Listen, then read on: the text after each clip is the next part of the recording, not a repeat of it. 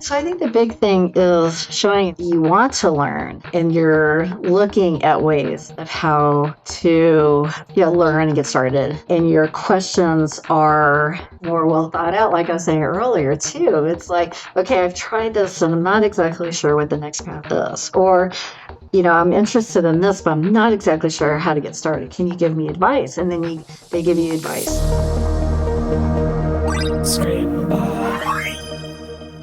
Hello and welcome to the Scrimba podcast. I'm your host, Alex Booker, and today I'm joined by Deb Goodkin.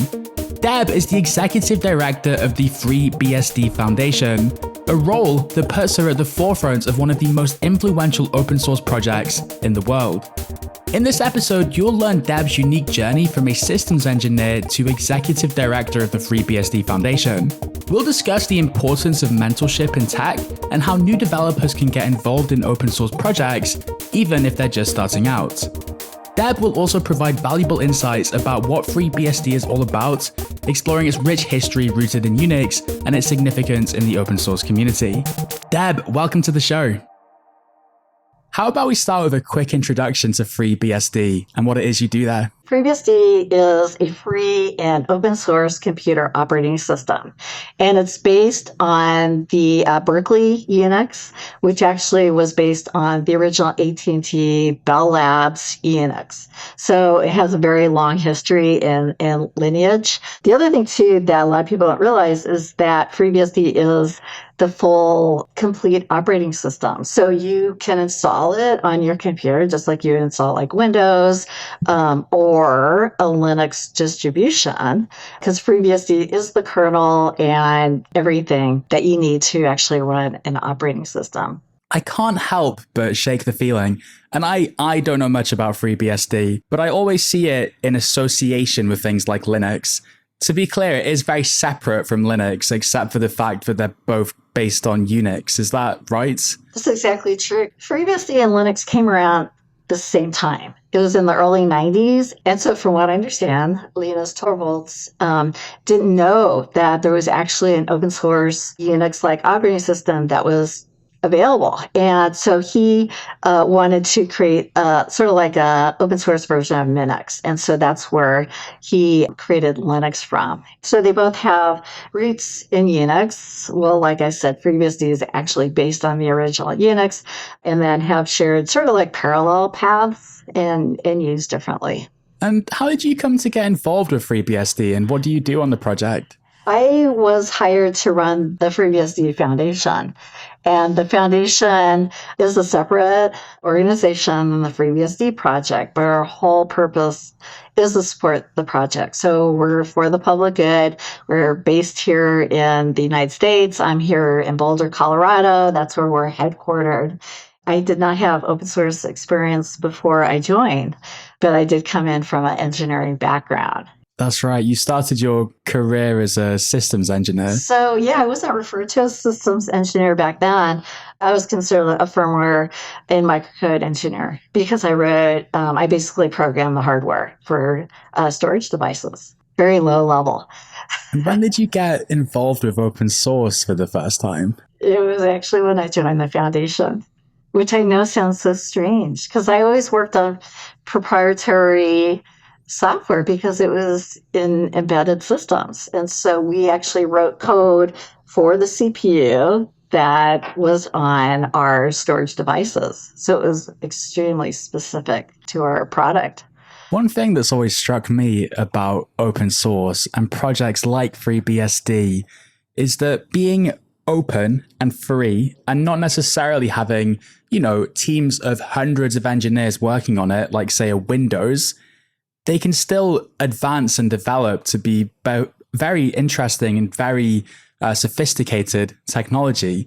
This is mostly people volunteering their time compared to, companies hiring engineers.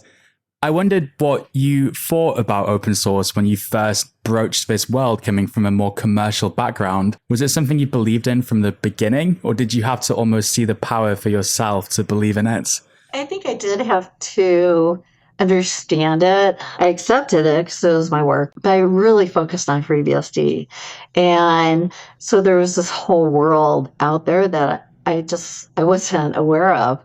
I know it sounds really naive, but the thing that it allowed me to do was to learn. And that's one reason why I've been with the foundation so long, is because I'm constantly learning. And so I see with open source, there's so many opportunities. I mean, if you're working for this company, like you're mentioning, and you're new, you're working on something, it can be like tedious. It's not like you're not going to work on a lot of innovation at the beginning. That's going to be the more senior people.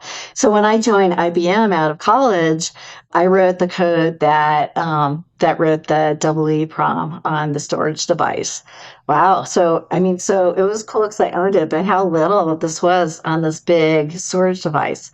When you're in open source, you have the ability to actually work on things that are in your interest. Now, there may be more senior people working on it, but I'll tell you, they're very welcoming to bringing on more people, especially if you show an interest and you want to learn and you want to contribute, that they will take you under their wings and help raise you. Whereas a regular corporation with proprietary software, they're just trying to move fast and get this product out the door. Usually you're tied to these schedules. And so even though you may have hundreds of people working on like this product, it's just different. It's more focused on the job and this product and schedules. I can definitely relate to that.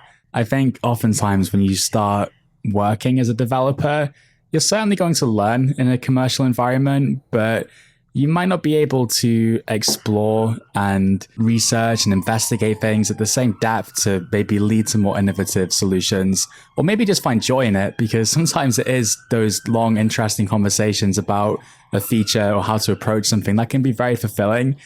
They do exist in commercial environments, but you're absolutely right. The priorities are always going to be around stakeholders and revenue and all this kind of stuff. Open source strikes me as such a nourishing place where people are very open to sharing. And it's so different from other industries, which you could say gatekeep, or people say knowledge is power and all this kind of stuff. Open source is wild because not only are people welcoming and they are generous with their knowledge, but they're generous with the product as well. Like, so much of the world runs on open source software and it's kind of all built on top of other open source software. And it's just quite a special thing, don't you think? I do. I mean, one difference too is that when you have people contributing to open source, they're passionate about it. And so when you're at a company, you have people who are passionate about what they're doing, but a lot of times it's your job. And so the energy and the passion is different. I remember in our open source project, we have some of the original BSD developers still working on the project, which is pretty incredible. That's how many years after the fact? So I'm not talking about Unix, but so at Berkeley, they started in, I think it was the late 70s. And so some of these people were grad students there then. I remember talking to one of them that he wrote one of the original file systems. And he goes, if someone came in and rewrote it and it was better, hats off to you. He's totally, he wants to see that instead of like, no, don't change what I originally did. It's still mine. And so you see that. And also people like them will step in and help and mentor. And I always refer to them as rock stars. They're very approachable. They want to really help raise people within the projects. So you do have that in corporations. It is different. But in corporations, if you're working on a proprietary thing, one thing that I did learn when I worked at IBM was that there was a whole process that we followed. And so you don't just write code. You actually wrote like what you had your plan. How am I going to do this? And then you actually wrote pseudocode. And then you had the team or whoever was involved review your pseudocode before you actually implement it. So you do gain experience too by working on proprietary code. But I know within our project, there are standards you need to follow, and you have mentors that will help you guide you in that a similar type of process. It's maybe not as formal. You're describing a different energy and motivation within the project. When we have conferences around the world, and they're fairly small, they may be, say, on average, 250 people, and they're BSD conferences, so not just FreeBSD. But what I found is that the people who go to them, usually some are sent by their companies, but a lot of them just go on their own. They're paying to go. And the whole reason Well, there's many reasons, but one reason is because they've built these friendships within the project and Yeah. they want to see their friends. Yeah. And it's like when you're there, there's so much just energy and people leave just excited about working on maybe something new or maybe, helping someone else with their idea. And so these types of events that are put on are just so important to, I know for our project they are. Well, that's it. It's open source, but it's also the open source community. People coming together, united by a shared goal and maybe shared values, right? There are so many exciting things to talk about and bond over that can definitely lead to mentorship and friendship. And that's such a great point, such a good reason to get involved with open source. And I think that in a community, I think community means different things in different contexts, but I kind of imagine like elders looking after the younger people, helping them find their way a little bit. It doesn't have to be about age necessarily. Maybe it's to do with experience. And I certainly remember, by the way, Deb, I'm a self-taught developer and I started doing pull requests on GitHub to try and stand out as a new developer. And after submitting a few, I started to get some really fantastic feedback. And after they saw my consistency, they were like, hey, where do you work? And I'm like, I don't work anywhere. Like, I'm actually about to start looking for a job. And then they connected me with someone and they were kind of looking out for me in a sense because I gave a little and they wanted to give me something back, I suppose. What are, in your experience, some of the ways that contributing to open source could help a newer developer advance their career? What are some of the reasons to get involved with open source as a new developer? Well, it's funny because you said community. That is a big reason to get involved in open source because you're involved, you're part of a community. I mean, we all want to be part of like different social structures. And so you're involved with, creating something bigger than just you. But you do have these different levels of experience, like you're just mentioning too, whether, it's years of experience, it could be age. And so you have the opportunity to learn about areas that you're interested in. And so one thing we say, like in FreeBSD, is that if you're interested in like storage or networking or performance or security, there's so many different areas you can get involved with. And like you said with your pull request with GitHub, is that you can do the same thing. And like the size of our project is fairly small, so you can get involved and show this initiative and then get recognized by people and then get picked up by a potential mentor and then you now have a mentor who helps guide you. And so now you're building skills that are marketable. So there's a few things so a company that uses like your open source code. So I'll use FreeBSD, for example. So like Juniper Networks or Netflix, there's so many companies that are always looking for developers. Developers are hard to find, and especially kernel developers. And so they'll see you. They can actually see your contributions because it's public. Yeah. So I'd say to build your skills, to make you marketable, to build experience, maybe in an area that you're interested in, to get recognized maybe as an expert in a certain area, and then be able to build your resume and have potential employers see your work. And either reach out to you or if they have a job. I mean, the thing is too, is they'll have job openings and someone else within the project may actually let you know about that. And then you have references too within the project. You mentioned about people looking for social structure. That's very human nature. I think another thing that's quite human nature is that people latch on to names they recognize. And a lot of people would recognize FreeBSD. I just want to say that I think it would be quite a prolific project to be involved with. Coming up, how can you get involved with open source? You want to solve world hunger, and there's going to be open source projects that are focused on that.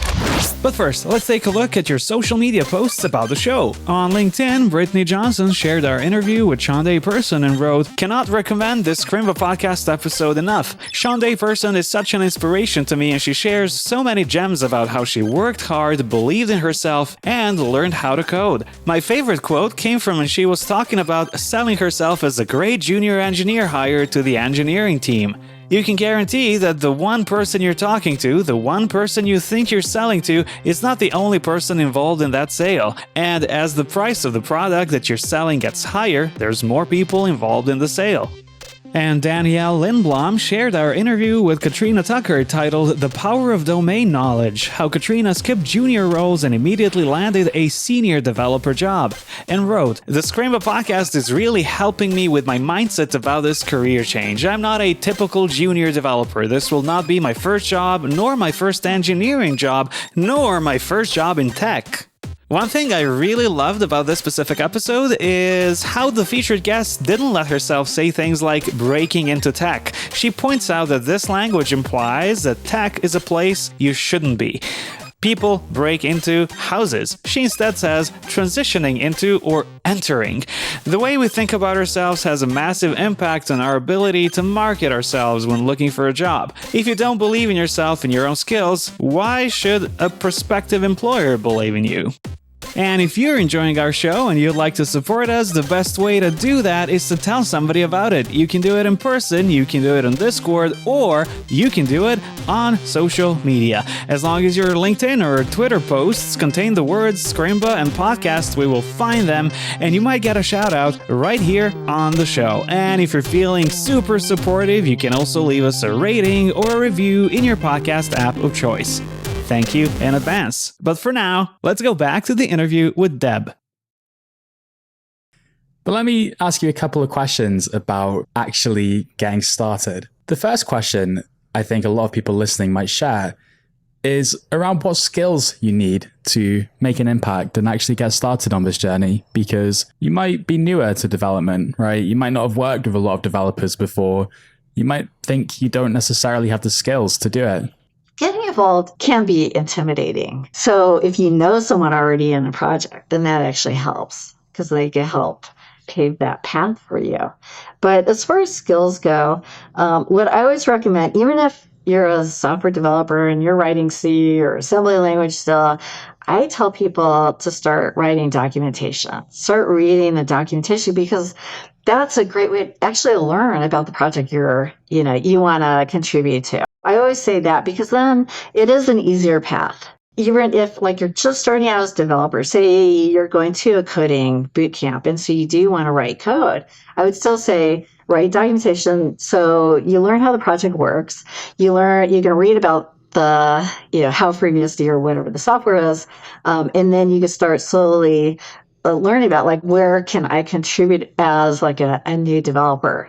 But there's so many other opportunities too within open source. I mean, if you think of a company that's producing a technical product, so they're a disk drive. So you have your technical people, but you also have the tech writers who are writing what this does and how to connect it to the end user in a much higher level way. And then you have the marketing people who are now writing up why is this the best storage device, where are the capabilities, all that kind of stuff. You have salespeople who are selling it.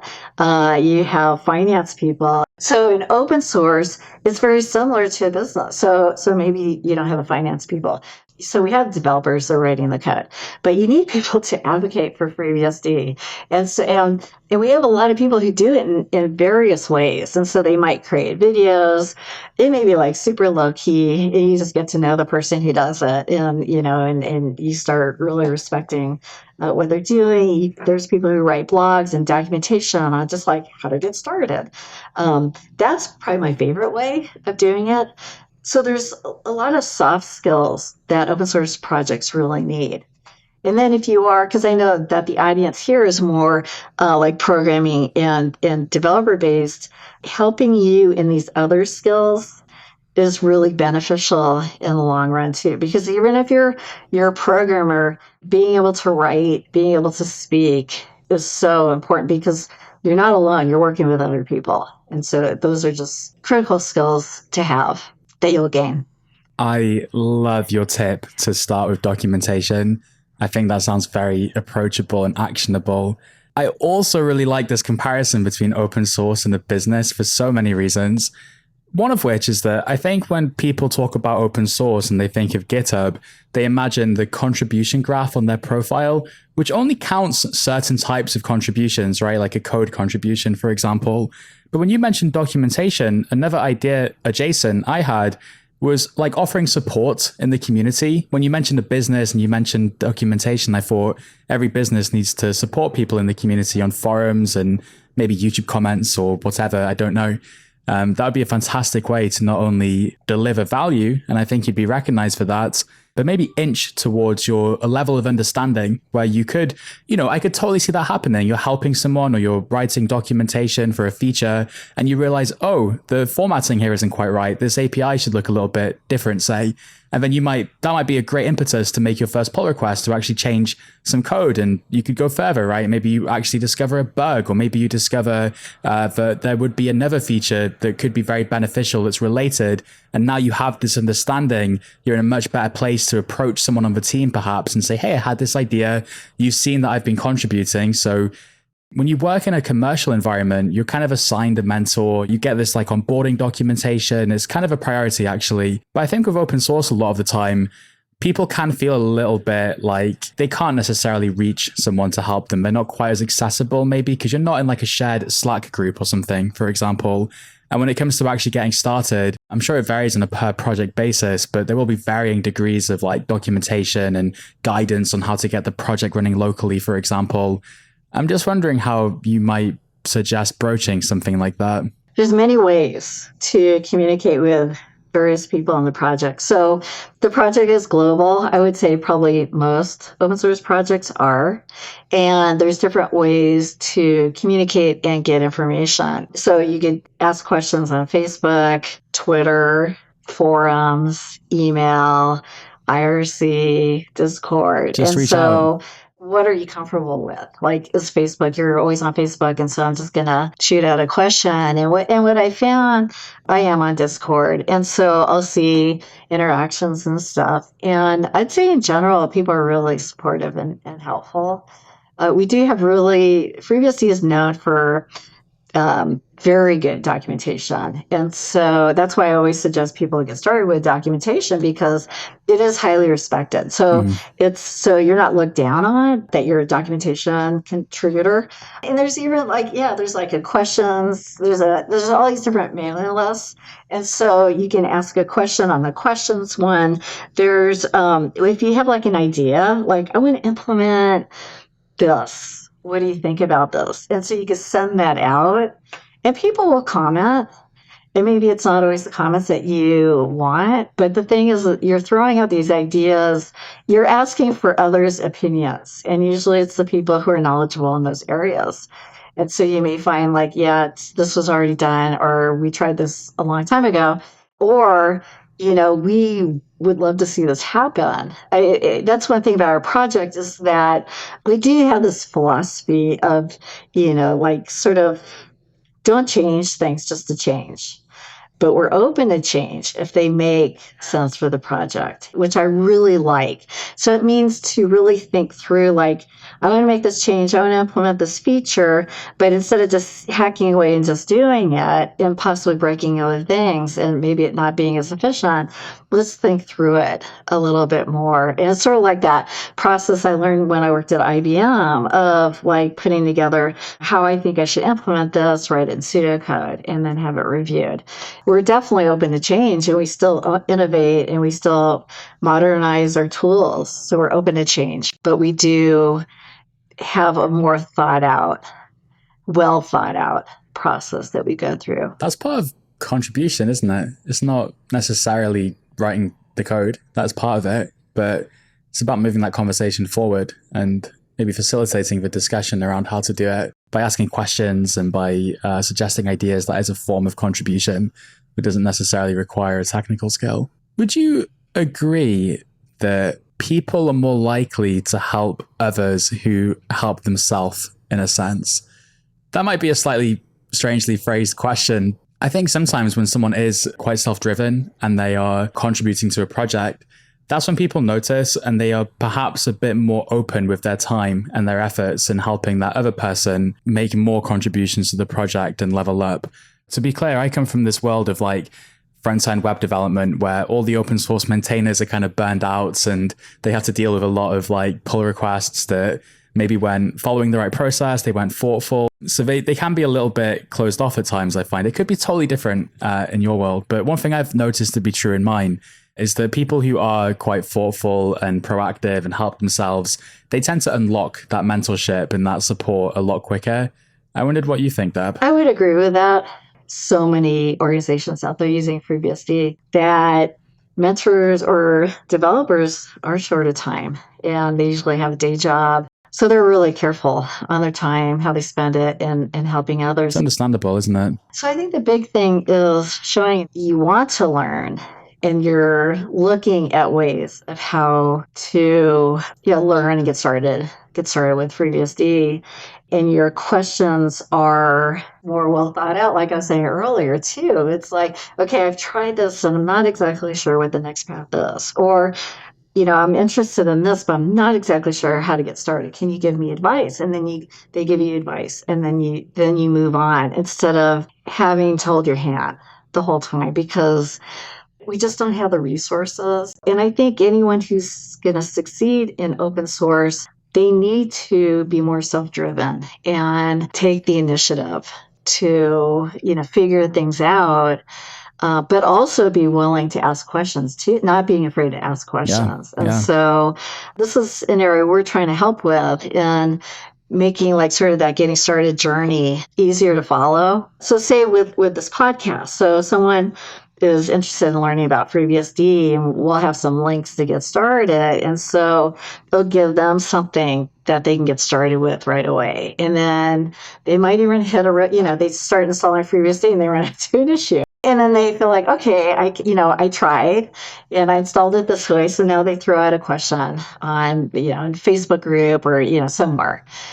I like that you mentioned initiative and self-drive, and how those are great attributes to be successful in open source. I think, in addition to that, they are great attributes to have in probably any profession, and especially software engineering. And when you think about the current job market and some of the competitiveness out there, it is often going to be those people who can demonstrate that they are self-reliant. Not self-reliant as if they're an island. It's great to collaborate and ask for help, don't get me wrong, but rather that they are self-driven and bring a level of drive to the project. But then you ask, how can I demonstrate that to stand out? Well, open source is one of those ways. You have a pretty much proven track record of doing something like that you can take to an employer. Yeah, that's exactly right. Deb, how about we break up the interview a little bit with some quick fire questions, and then we'll come right back. Sure. What was your first coding language? The first language I learned in college was BASIC. Is there any technology that you'd like to learn next? Anything on your radar, perhaps? Well, so there's two things. One is, I don't know if you consider this technology, but I want to start contributing documentation to the FreeBSD project. So that's going to take a learning curve. Just like what we were just talking about, that I'm going to have to take the initiative and the time to actually get started. So that's one goal. But a technology that really interests me is security and cybersecurity. That's awesome. By the way, what music do you like to code and work to? Or maybe you're someone who prefers to work in silence. I do prefer to work in silence. The only time actually I listen to music is when I'm out on a run or a walk or driving in the car. That's good. I think I almost ruin music for myself sometimes by having it on constantly when I'm working. How about fueling your work sessions? Do you prefer tea or coffee? Oh, coffee for sure. Is there anyone you look up to or follow in the tech community that maybe we can check out after the episode? Some of the people I think about aren't really prolific on social media, but Kirk McCusick, I was referring to him earlier. He's one of the early FreeBSD BSD developers, and just so knowledgeable and loves to share his experience and stories. And then I would say probably most people follow this person, but John Mad Dog Hall, big time Linux person, incredible person. The stories he talks about from early on, he remembers everything. I love following him. So definitely him. And then, well, actually from our project, Michael Lucas. Usually his social media posts are more funny, but he's a prolific writer, and he has written probably the best books on FreeBSD and other BSD operating systems. So I would say those three people. Deb, thank you so much for doing the quickfire with me. That was fun. And I love this. Like, you mentioned that maybe everybody follows this person, but I think because we're coming from different tech stacks and communities and stuff, that might not be the case. And that's a great thing, because now we're like getting a peek into a different part of the tech world and getting to learn from it. I'll be sure to link all of these people and their profiles in the show notes, so everyone listening can check them out after the show. Yeah, because the thing that gets me about Mad Dog is that he's been around for a long time. And so he will talk about the early days, and he'll remember it was a PDP-11 and it was the software and this is what we were doing. And I read about this and I'll think to myself, like, I do not remember what CPU I was using back then. Like all the storage work that I've done over the years, I remember, okay, we used the ARM CPU one time, but he remembers in great detail, and his stories are just enlightening. And so even though he's a Linux person, I love following him. I love chatting with him. He is a great person to follow. Before the break, we were talking a little bit about how open source is similar to a business, and that could need functions like sales and marketing. And I just thought that was such an astute point, Deb, to be honest, because, well, open source projects, a lot of people, I guess they like put the code on GitHub, say, and they're like, oh, it's open source. But then nobody really discovers the project. The code could be excellent. It could solve a really important problem. But if like the name doesn't reveal what's inside the project, or it's misleading, or there isn't like a good documentation, they say if a feature's not documented, it doesn't exist, right? Or maybe it just hasn't really achieved any traction because it lacks marketing, which I know in tech can be a bit of like a icky word, I suppose, to be juvenile about it. But, marketing in the open source world could be education, right? Creating tutorials and distributing them in newsletters. Frankly, it could be like starring a repository on GitHub. And then when you star it, there's like a network effect there when people who follow others see it. And sometimes there is like a lightning bolt of like this project that's now it's needed. It gets picked up and runs off in its own weird, wonderful way. But I would say for the majority of projects, it does need that kind of marketing side. And then what's really interesting about that in turn, I think, is that when you successfully market and sell and educate and write documentation about the project, that attracts more users, that attracts more success. In theory, that should attract more maintainers and the project becomes bigger. And I have to be honest, it's not something I have the best grasp of, but I'm sure you do. Maybe you can tell us a bit more about what it takes to run an open source project as successful as FreeBSD. I'm talking about things like governance and team structures and all this kind of stuff. What are some of the things that you think about? I'd be just really interested to learn a bit more about the challenges running such a late stage and interesting project. So the project is separate from the FreeBSD Foundation. So like I said, we're just here to support them. So it is self-governing, and some of the philosophies that they follow really came from what they came up with from Berkeley, but then they've improved on that. So one thing was having a few people govern the project. So not just have one person who's in charge, which is more of the Linux model. So you have a whole hierarchy of lieutenants, and then you have Linux on top. Our project is a flat structure. And so you do have our core team. They're elected and they're the governing body, and they're considered the leaders of the project. So you have 9 elected core team members, and elections every 2 years. So we just had it just a few months ago.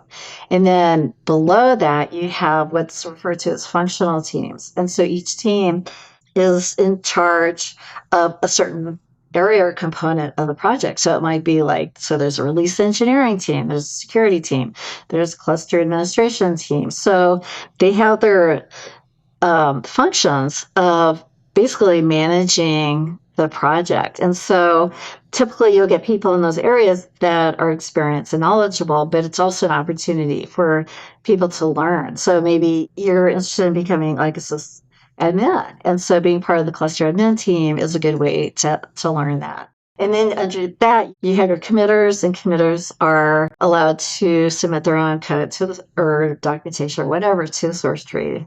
And then below that, you have contributors. And so, for example, if you wanted to get started, then you would start out as a contributor.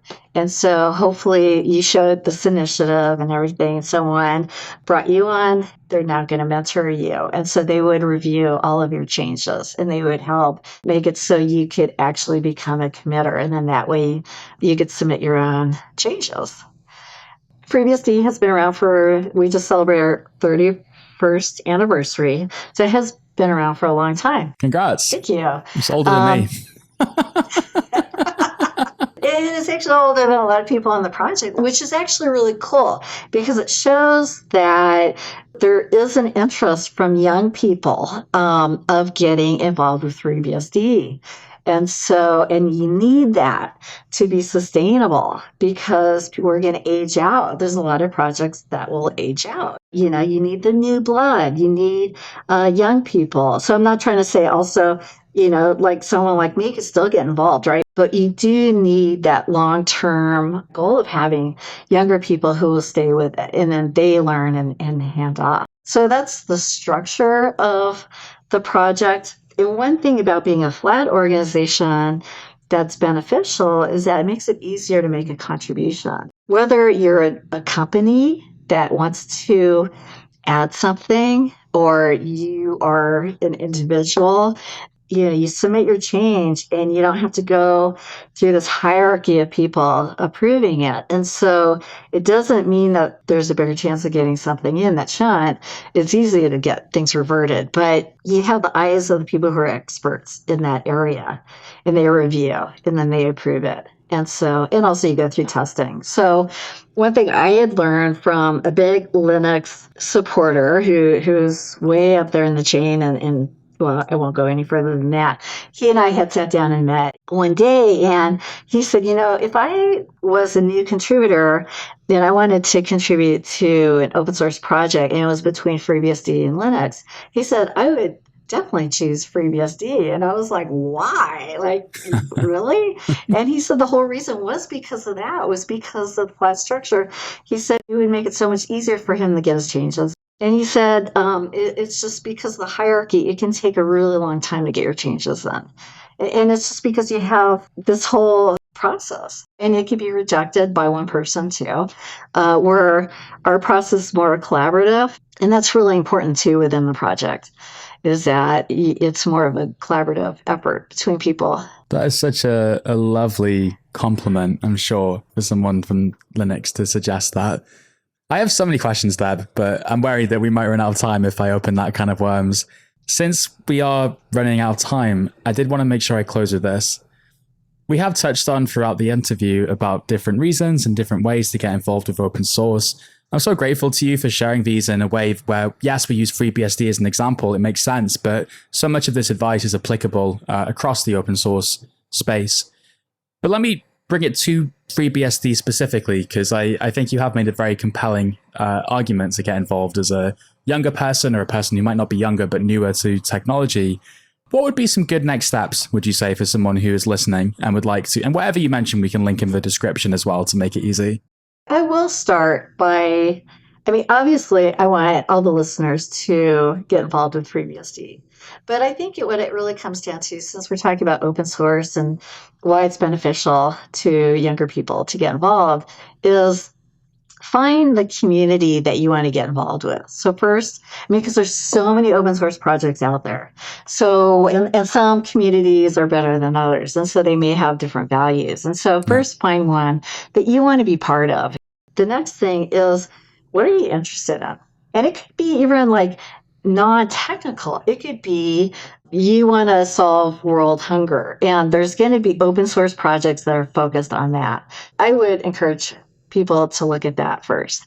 But getting involved with FreeBSD, to get started, really, you would go to the freebsd.org website, and that's where you can get the code and a lot of information. And then there's a button there that I think it says New to FreeBSD, and you click on that, and then you can learn more about FreeBSD there. And then down at the bottom of that page, it's I think it says how to contribute to FreeBSD. And then that's where you want to go if you think you want to contribute in different ways. The FreeBSD handbook is excellent. It's so funny because, you think of it as like this dry, like manual, and it's written really well. And so just start reading that, and then you'll learn about FreeBSD. But going back to the like how to contribute, that actually helps. It throws out ideas of things that will help you get started. And then, it talks about how do you get involved with the community. And so getting on the mailing list or the forum or Discord or however you want to engage with the community, pick that next. Because then you'll start reading, like you'll see questions and you may think, oh, I had the same exact question. Now I don't have to answer it or I don't have to ask it. Or I'm not the only one who doesn't know. Because don't we think usually when we have a question, people are going to think we're stupid. And, right? So that's what I would suggest. And one thing that I didn't mention earlier is that since there's new potential developers who are listening to this, hopefully, that one reason to start getting involved with FreeBSD is because it's a smaller operating system. It's not as big as a Linux distribution, that it's actually easier to read through the code. And so if you want to become like a systems developer, then it's a great way to learn about operating systems and coding in general. And so we always recommend, like, if you want to learn about coding and especially like systems programming or engineering, look at the FreeBSD code because the base is so much smaller, or the footprint is so much smaller. That's another reason to get involved in FreeBSD. I'm just thinking outside the box a little bit. Presumably freebsd.org, the website, that is probably in a repository somewhere, right? Probably every now and again, there's like a little, I don't know, little CSS or a little update to make to the website. Is that something that people could potentially get involved with? Yeah, actually, that's a really good point. So I started contributing in documentation a few years ago, and that is what I did. Actually, that was my contribution. I added events and articles to the homepage. Oh, cool. So, and that was so much fun because I actually could see the results of what I was doing. Since then, they've changed the documentation process. They've actually made it a lot simpler. And that's why when I mentioned earlier, that's what I want to learn again. I want to actually go through that process of learning how to do it, because I did step away from doing it back then. But yeah, you could go in, you could change, you could add to the website. And so you can't put something weird there because now you can't commit the code. So you have those checks and balances. But you see like some weird grammatical error. If you speak a different language, we're always looking for translators. That's how people have gotten started too with FreeBSD. Deb Goodkin, thank you so much for joining me on the Scrimba podcast. It's been a pleasure. Yeah, thank you for having me. I really appreciate it. That was the Scrimba Podcast, episode 169. Thanks for listening, and if you made it this far, please subscribe. You can find the show wherever you listen to podcasts. The show is hosted by Alex Booker. I've been Jan, the producer. Keep coding, and we'll see you in the next one.